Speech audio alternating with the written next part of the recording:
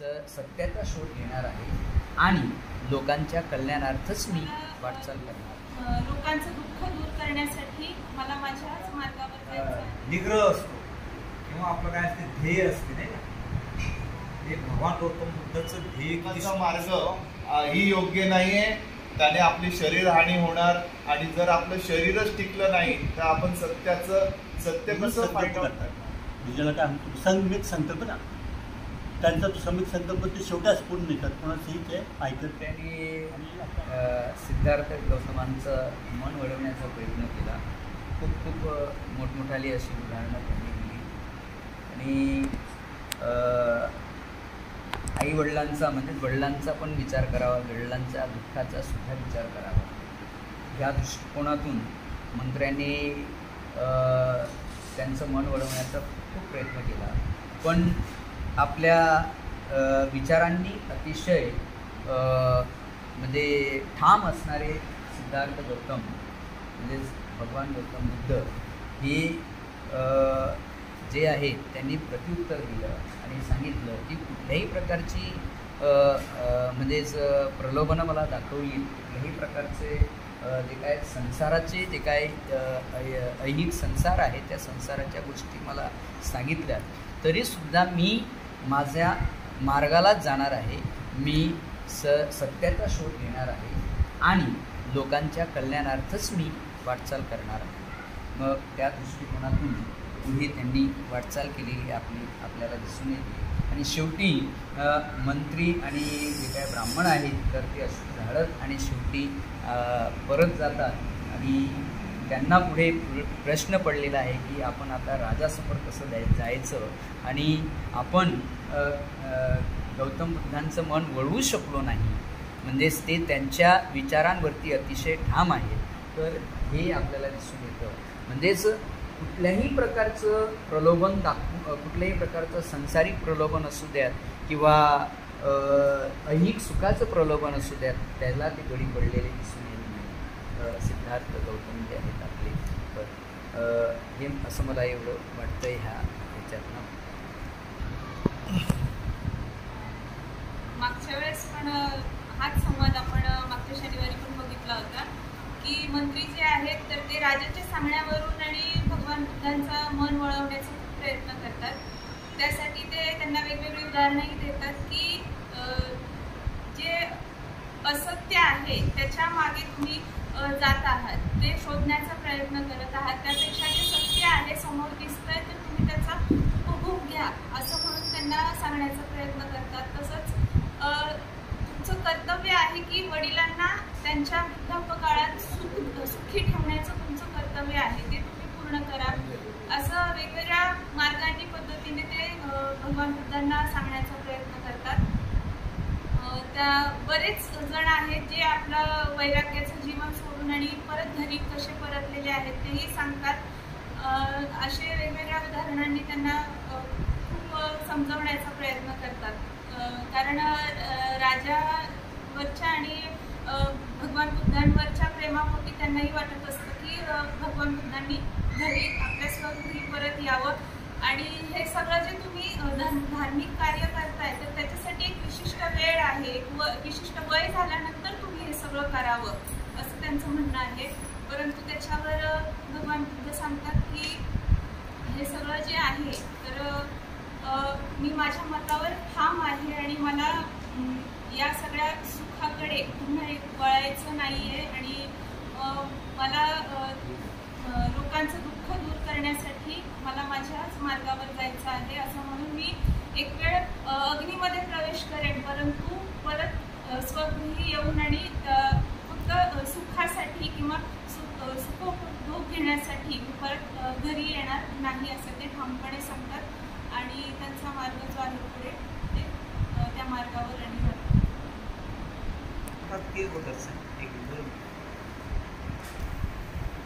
सत्य आणि असत्यामधील फरक भगवान गौतम बुद्ध स्पष्ट करताना आपल्याला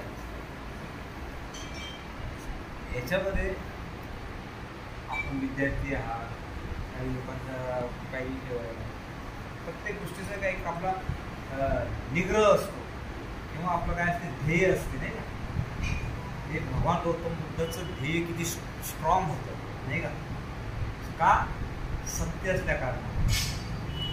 आता तुम्ही मुलं आहे, तुमचं ध्येय काय असलं पाहिजे, मला काहीतरी म्हणायचं आहे, जे काय ठरवलं असेल ते, मग त्याच्यासाठी जसं भगवान गौतम बुद्धांनी मला संबोधी प्राप्त करण्यासाठी किती वर्ष, 6 वर्ष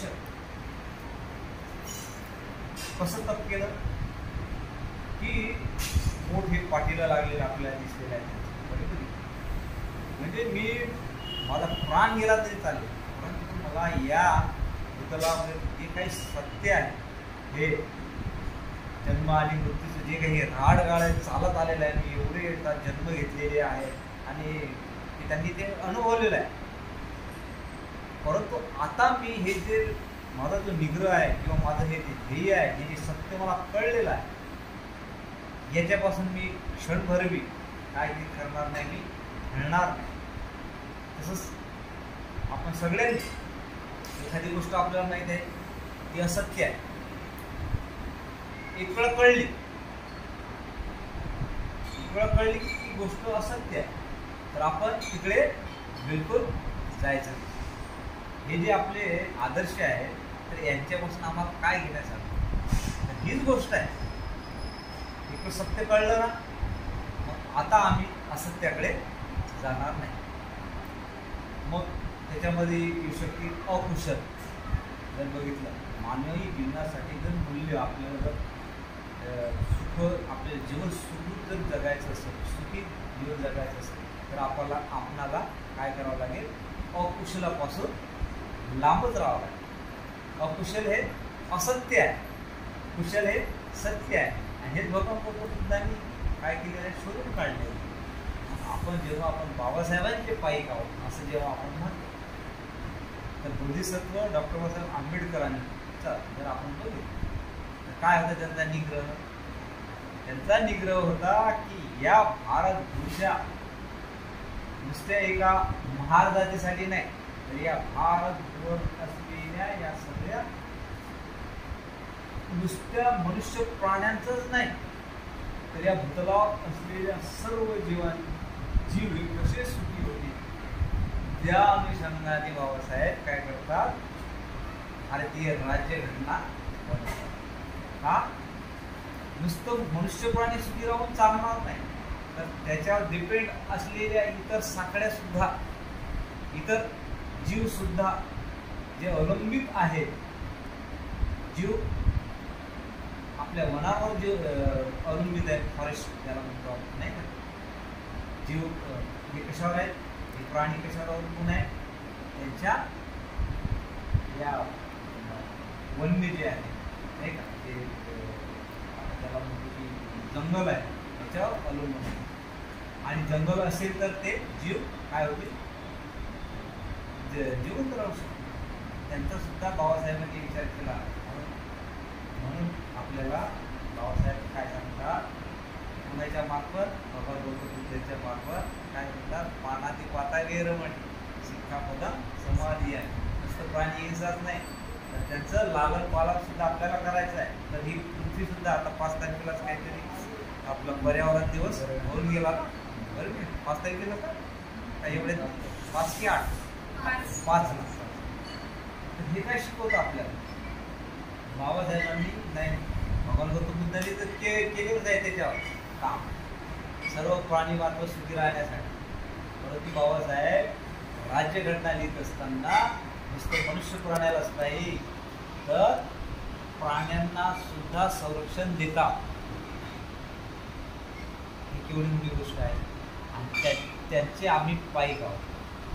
मग आमचा निग्रह कसा असला पाहिजे, आमचं जे काही ध्येय आहे ते प्राप्त करण्यासाठी आम्हाला किती खस्ता खाल्ल्या तरी चालेल, परंतु माझं जे ध्येय आहे, मला डॉक्टर बनायचं आहे, मला इंजिनियर बनायचं आहे, मला IT त्याच्यामध्ये हे करायचं आहे, कोणाला मला एखादा जॉब मिळवायचा आहे, बरोबर. तर ते मिळवण्यासाठी हे आपल्याला आपले आदर्श आहे. 64 कला असं म्हटलं लोक, इतर यांना म्हटले जातं बरं, पण बाबासाहेब 64 विषयामध्ये MA होते. हे किती लोकांना माहीत आहे. आम्ही एक MA करण्यासाठी किती फडफड करतो. बाबासाहेब 62 ते 64 विषयांमध्ये MA आहे. मग आम्हाला आता सुखी जीवन जगत असताना आम्हाला आता या काय म्हणतात या युगामध्ये आमचं एकच ध्येय असलं पाहिजे की आम्ही चांगलं एज्युकेशन शिक्षण घेऊन आम्ही काय म्हणतात जे काय असेल आर्ट असेल तर आर्ट, सायन्स असेल तर सायन्स, काय म्हणतात कॉमर्स असेल तर कॉमर्स, इंजिनिअरिंगसाठी असेल तर इंजिनिअरिंग, मेडिकलसाठी असेल तर मेडिकल, त्याच्यासाठी आम्हाला खूप प्रयत्न करावा लागेल. भगवान गौतम बुद्धांनी या पुतळ्यावर सर्वोच्च ज्ञान प्राप्त करण्यासाठी प्रयत्न केले. बाबासाहेबांनी इथले मनुष्य प्राणी, जीव प्राणी हे सुखी राहण्यासाठी प्रयत्न केले. बरोबर की नाही? हे आदर्श असल्यामुळे आपण मात्र इतरांकडे न बघता आपल्या आदर्शांची आपलं ध्येय गाठून त्यांना आपण काय करू शकतो, आदरांजली आपण. हेच आजच्या याच्यामध्ये मला वाटतं खूप महत्त्वाचं आहे. त्याचा सार आहे. एक असते ना ती मनातली भीती निघाली पाहिजे, निदान मुलांच्या बाबतीमध्ये नाही का. तर मुलांना बोलायला लावलं तर त्यांची कॉन्फिडन्स वाढेल ना. तर आपण इथे डॉक्टर बाबासाहेब आंबेडकर लिखित भगवान बुद्ध आणि त्यांचं ग्रंथ वाचन आपण इथे करत आहोत. प्रत्येक शनिवारी आपण इथे जमून ते ग्रंथ वाचन करून आणि त्याच्यावरती आपल्याला काय कळालं या अनुषंगाने प्रत्येक व्यक्ती आपापलं विश्लेषण, आपले समज या ठिकाणी बोलून दाखवतो. आणि मला वाटतं हे फार गरजेचं आहे की प्रत्येकाला किती कळालं किंवा मग तो स्वतः ॲनालिस करतो की बाबा हे मला कळालं नाही, आणि मग ते जे न कळालं असेल तर ते इतर जेव्हा ते विश्लेषण करायला घेतात तर त्याच्यामधनं त्याला ते उर्वरित कळतं असं मला वाटतं. आणि याचा मला वाटतं सर्वांना फायदा होतोय. आणि हीच आपली संस्कृती रुजवण्याची एक पद्धत म्हणूया की आपण थोडी पुढे घेऊन गेली पाहिजे. अर्धा ग्रंथ जवळजवळ आपण वाचून झालेला आहे ना. पाहून 33% आपण वाचलेला आहे, 40%. आणि जवळजवळ 60% तो ग्रंथ आपण मला वाटतं गेले वर्षभर आपण हा गेल्या वर्षावासापासून आपण हा लावलेला ग्रंथ आहे. आणि तो ग्रंथ आपण वाचत आहोत. 1 वर्ष आता ह्या वर्षावासामध्ये पूर्ण होईल. आणि वर्षावासाच्या निमित्ताने काही कार्यक्रम पण आपण नियोजित करणार आहोत आणि त्या अनुषंगाने अध्यक्ष साहेब मीटिंग घेतीलच. पण या आजच्या विषयाला थोडंसं मला असं बोलायचं की भगवान बुद्धा जेव्हा आपल्या मागच्या शनिवारचा विषय होता की भगवान बुद्धांना त्यांच्या घरच्या लोकांनी, राजाने आणि इतर त्यांच्या मंत्र्यांनी किंवा जवळच्या लोकांनी अपतेष्टांना सोडून न जाणे आणि तुम्ही इथेच राहा असं त्यांना विनवणी करण्यात आली. पण भगवान बुद्ध त्यांचं काही ऐकलं नाही.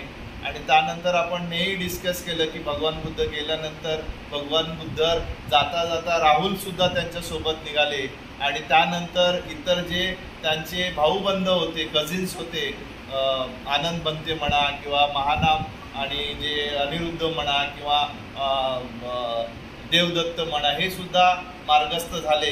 हे आपण गेल्या लास्ट डिस्कशनमध्ये आपण बघितलेलं आहे.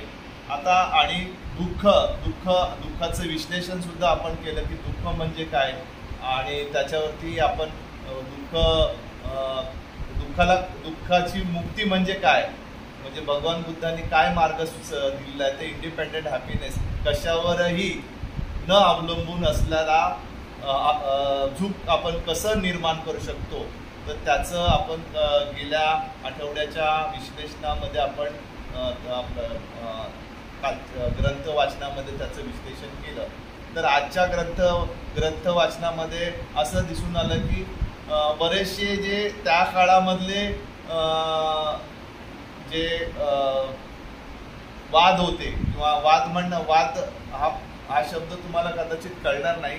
वाद म्हणजे एक प्रकारची शिकवण, म्हणजे त्याला वाद बोललं जायचं. आताच्या जो काळामध्ये वाद या शब्दाचा आपण भांडण या अर्थाने घेतो, पण जे शिकवण होती तर त्या काळाचे गुरु जे होते, तर समकालीन जे गुरु होते, तर त्यांची शिकवण मुख्यतः 6 त्यावेळेचे शिकवण देणारे गुरु प्रामुख्याने होते, तसे 32 होते.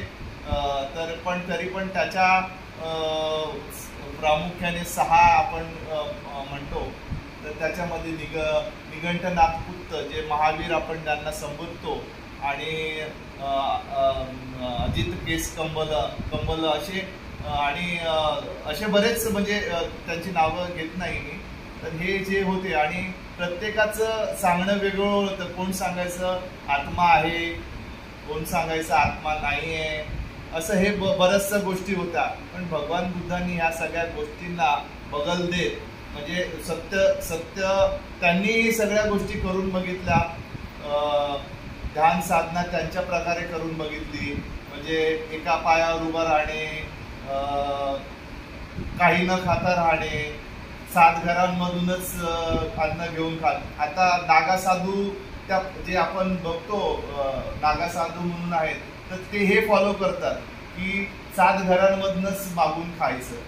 7 घरांमध्ये जर काही नाही मिळालं तर उपाशी राहायचं, किंवा 7 घरांमधनं जे पण मिळालं ते खायचं. असं म्हणजे बऱ्याच प्रकारचं त्यांनी करून बघितलं. किंवा एकाच वेळी 7 दिवसात एकाच वेळी खायचं, अशा बऱ्याच गोष्टी त्यांनी करून बघितल्या. पण त्यांना नंतर कळालं की हे टोकाचा मार्ग ही योग्य नाही आहे. त्याने आपली शरीर हानी होणार, आणि जर आपलं शरीरच टिकलं नाही तर आपण सत्य कसं फाइंड आउट करणार, सत्याचं आपण कसं शोध लावणार. तर मग त्यांना मध्य मार्ग सुचला, म्हणजे मध्य मार्ग त्यांनी स्वीकारला, आणि आपलं शरीर व्यवस्थित ठेवून आपण ध्यान मार्गा थ्रू आपण सत्य कसं फाइंड आउट करायचं. तर त्यांनी ते त्या मार्गाने गेले, आणि नंतर बोधिसत्वाचे ते बुद्ध झाले, आणि त्यांना ज्ञान प्राप्ती झाली. आणि त्या काळामध्ये मग त्यांना सांगितलं गेलं की ब्रह्म, आणि हे सगळ्या गोष्टी आपण आता वाचनामध्ये आला की ब्रह्म आहे, आत्मा आहे. तर भगवान बुद्धांनी स्पष्ट सांगितलेले आहे.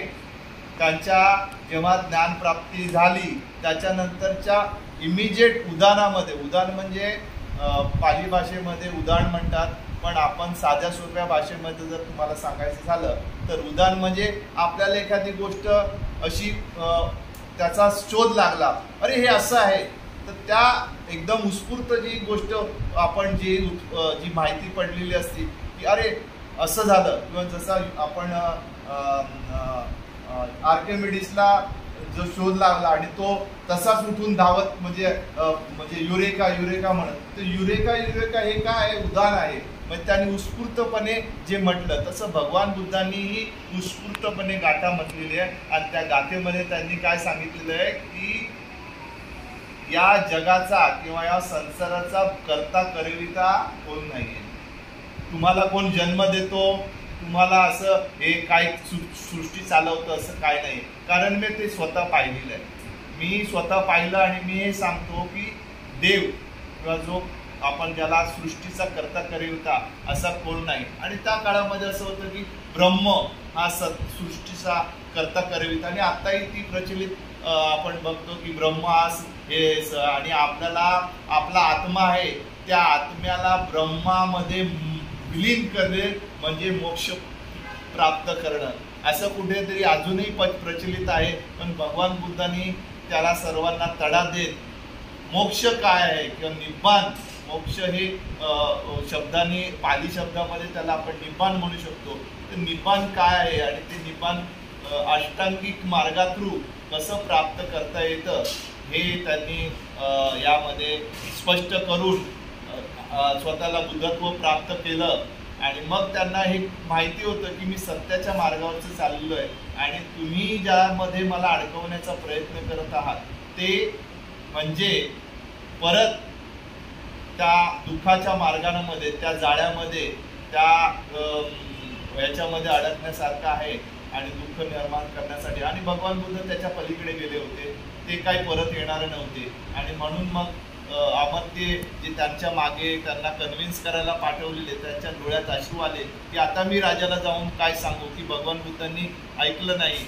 आणि बरेचसे लोक त्यांच्या अमर्त्यच नाही किंवा ते ब्राह्मणच नाही, त्यांच्या मागे पूर्ण ते कपिलवस्तूची जनता अशी चालत रडत रडत चाललेली असं ते स्वरूप आहे. याच्यामध्ये कदाचित पुढे असेल तर पूर्ण जनता त्यांच्या मागे लागली, कारण ते तेवढे ते त्यांचा ते राजकुमार जे त्यांची जी हे होती आभा होती त्या आभेला खूप त्या वलयाला आकर्षित होत होते लोक, आणि त्या अनुषंगाने लोक त्यांना बोलत होते की तुम्ही जाऊ नका. आणि आपण पाहिलं की भगवान बुद्ध बोलले मी आगीमधून जाईल. मग बाबासाहेब सांगतात मी अग्नीमधनं जाईल पण मी काही परत येणार नाही. तर मला वाटतं अध्यक्ष साहेबांना मी विनंती करतो की त्यांनी समारोपाचं विश्लेषण करावं.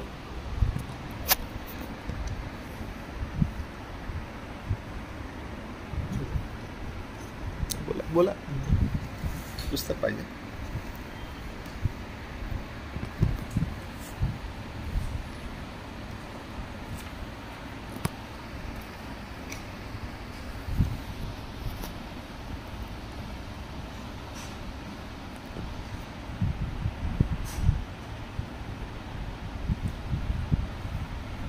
अतिविशाळा समता स्वातंत्र्य बद्दलचा संदेश देणारे महाकाव्य छत्रपती सम्राट अशोक बोधिसत्व डॉक्टर आंबेडकर यांच्या विचारांना माझं नम्र अभिवादन आणि आपला सर्व नमो बुद्धाय जय भीम. जय भीम. जय भीम. आपण नमो बुद्धाय जय भीम आपण म्हणजे बौद्ध म्हणून आवड. तर आपली सुरुवात कशी असेल सगळ्यात प्रथम भेटतात आपण नमो बुद्धाय नंतर जय भीम. तर आता आपण तिथून भेटू तर एकमेकांना कसं असेल आपलं पहिलं नमो बुद्धाय नंतर जय, आणि मग आपण समारोप घेताना शेवट जाताना जय भारत. कारण बाबासाहेबांनी या राष्ट्राला एक नाव दिलं भारत, आणि आपले काही लोक अजूनही म्हणतात काय हिंदुस्थान वगैरे. तर आपण तर लोकांनी बोलूया, कारण जसं बौद्ध प्रचार होऊ शकतो ना आपण, म्हणजे भारत या शब्दाचा जो बाबासाहेबांनी संविधानाच्या एका उल्लेख केला आहे की इंडिया दॅट इज भारत. तर आपण आपल्या ह्याच्यामध्ये आपण ह्या शब्दाचा पण हे करायला काय हरकत नाही. म्हणजे आपण ज्यावेळी फोनवर बोलू किंवा आपण निरोप घेऊ तर आपण शेवटी काय बोलू जय भारत. आणि आता आपण बघा चांगली गोष्ट आहे. आज आपण पाहिलं की तथागतांचं सगळे लोक मन वळवण्याचा प्रयत्न करत आहेत, परंतु तथागत त्यांच्या निश्चयापासून काय होत नाही ढळत नाही, म्हणजे एकदम दृढ संकल्प करतात. म्हणजे ज्याला काय म्हणतो संमित संकल्प ना, त्यांचा तो संमित संकल्प ते शेवटाच पूर्ण नाही करत, कोणाचंही ते ऐकत नाही. आणि आता आपण पाहता आपण वाचताना बघितलं की आत्म्याची गोष्ट आली. आता मी तुम्हाला प्रश्न म्हणजे असं तर बोलत नाही तर मी पण त्यात थोडं विश्लेषण करेन. तर तथागतांच्या तत्त्वज्ञानामध्ये कसं आहे दुःख, अनित्य आणि अनात्म तीन गोष्टी महत्त्वाच्या. दुःख म्हणजे दुःख हे सत्य टूर, दुःख नंतर अनित्य, प्रत्येक गोष्ट निर्माण होते नष्ट होते. आणि अनात्म म्हणजे शरीरात आत्मा नाही, म्हणजे जी बुद्धिस्ट फिलॉसॉफी तत्त्वज्ञान त्याच्यामध्ये आत्मा ह्या गोष्टीला काय नाही आहे, स्थान नाही. आणि म्हणून आपण आता मग थोडं आत्म्याविषयी आपण बोलू नका. आपलं कोणी विचारलं आत्मा आहे का, तर तुम्ही काय विचारलं आहे की नाही. विशेषच एकमेकाला तरी आत्मा आहे की नाही असं विचारतील कधी तुम्हाला. तर विचार मग काय तुम्ही नाही तर आपले लोक बघतो कधी ते जलदरीचं कार्यक्रम असतो, इतर लोक तर बोलतात की त्याच्या आत्म्याला काय शांती लाभो, येतात नाही शब्द. परंतु बुद्धाच्या तत्त्वज्ञानामध्ये आत्म्या शब्दाला तिथे म्हणजे स्थानच नाही, विषयात आत्माच नाही. आता आत्मा नाही असा जेव्हा आपण थांब का म्हणतो तर बघा की आपली माणूस शरीराला कोणत्या गोष्टींची आवश्यकता आहे, तीन गोष्टींची आवश्यकता आहे. कोणतं पाणी पाहिजे, शरीरात पाणी पाहिजे, हवा पाहिजे आणि अन्न पाहिजे. आता ह्या तीन गोष्टींमधलं एकही गोष्टी जर मिळाली नाही तर तुमचं शरीर संपलं, म्हणजे गेलं, नष्ट झालं. तुम्हाला ह्या तिन्ही गोष्टींची काय आवश्यकता आहे. जर तुम्हाला जर जीवन जगायचं असेल, जीवन राहायचं असेल, तुम्हाला पाणी पाहिजे, त्याच्यानंतर हवा पाहिजे आणि त्याच्यानंतर त्याला अन्न पाहिजे, म्हणजे ऊर्जा. त्या तिन्ही गोष्टी असेल तर तुमचं शरीर राहणार आहे. आणि याच्यात एकही गोष्ट जर तुम्हाला मिळाली नाही तर तुमचं काय झालं, मृत्यू अटळ आहे, हे सत्य येते. म्हणून तुम्ही शकतो. जसं म्हणजे म्हणून आपलं कसं म्हणजे की आपल्या शरीरामध्ये आत्मा नावाची गोष्ट नाही. आपल्याला काय गोष्टीची आवश्यकता आहे? पाणी, हवा आणि अन्न. ह्या 3 गोष्टींमधून एकही वस्तू मिळाली नाही तर आपलं शरीर नष्ट होईल. म्हणून बघा काही काही लोक उपोषणाला बसतात, तर किती दिवस जगतात? ते 21 दिवस जगतात. आपलं मानवी शरीर किती दिवस जगू शकतं? 21 दिवस. पण 22व्या दिवशी काय होणार? तो मृत्यूच पाहणार. आणि कसं मी त्याला जबरदस्ती काय त्याला ते रस काय पाणी पाहायचा, ज्यूस पाहायचा, पण त्याला हॉस्पिटलला द्या, नाहीतर काय होऊ शकतो? मृत्यू होऊ शकतो. म्हणून ते उपोषणाचा काही प्रकार असतो, तो किती दिवस चालतो? जास्तीत जास्त 21 दिवस. आणि आपलं शरीर आहे फक्त 21 दिवस राहू शकतं. कशाविरुद्ध? ह्या 3 गोष्टी नाही मिळाल्या तरी. पण 21 दिवसानंतर त्याचं काय होणार? मृत्यू अटळ. तर अशा प्रकारे आपण पाहिलं की शरीराला पाणी, हवा आणि अन्न ह्या 3 गोष्टींची आवश्यकता आहे. आणि 3 गोष्टी जर शरीराला मिळाल्यानंतर ते शरीर राहणार. जर हे नाही मिळाले तरी ते शरीर म्हणजे दत्त होईल. तर मग आपण लोकांनी सत्य नेहमी आपलं कधी बोलतात, आपलं बोलतात बघा, इतर लोक बोलतात की इतरांनी बोलतो जाऊ बोलू द्या, पण आपण जे लोक आहोत ते आपण लोकांनी काय म्हटलं पाहिजे? आत्मा या शब्दाचा ते उल्लेख करता का पाहिजे? आपण काय म्हणतो? आपण म्हणून त्यांनी केलेल्या पुण्य कर्माला, त्यांनी जे केलं पुण्य कार्य आहे, जी चांगल्या गोष्टी केल्या, त्याला आपण काय करू? अनुमोदन करू. चांगल्या गोष्टींचं अनुमोदन करू आपण. म्हणून आपण कधी आपण कार्यक्रमामध्ये म्हणताना श्रद्धांजल्या व्हायच्या नाही. श्रद्धांजल्या कोणासाठी व्हायला जातात? आत्म्यासाठी. आणि इतर व्यवस्था ही कशी आहे? आत्मा मानणारी आहे ना. बुद्धाची व्यवस्था कशी आहे? आत्मा नाकारणारी आहे. म्हणून इतर लोक काय श्रद्धांसाठी उभेही राहतात. आणि त्यातले आपले लोक आता हळू काय काय आलं आहे म्हणून उभे राहतात ना. श्रद्धांसाठी 2 मिनटं उभे राहा. बघा म्हणजे पुन्हा तुम्हाला कुठे नेऊन ठेवतात? त्या आत्मक्षेत लाईनमध्ये नेऊन ठेवतात. तर म्हणून आता आपण आपल्या लोकांना म्हणावं लागेल सरासरी उभे नका राहू. आजची तिकडे वेळ जसं ते ठीक आहे 2 मिनटं हे असं. परंतु जर एखादी स्पेस असेल, जागा असेल बसायसाठी, तर ध्यान करा, बसा 2 मिनटं. शरीराला काय थोडं 5-1 मिनटं तरी आणपण करा. तर काय महत्त्वाचं आहे शरीरासाठी. आणि ते महत्त्वाचं आहे. म्हणजे आपण ते उभं राहण्यापेक्षा जर स्पेस असेल तर लोकांना आणपण करा, सांगा 5 मिनटं 10 मिनटं. तर ते खऱ्या अर्थानं काय होईल? आपलं त्यामधून आपण त्यांना जे पुण्याला अनुमोदन दिल्यासारखं. तर आपण आता याच्यापुढे बोला मी 2-3 गोष्टीचा उल्लेख केला. श्रद्धांजलीचं आपले सभा तर पाहतोच आपण.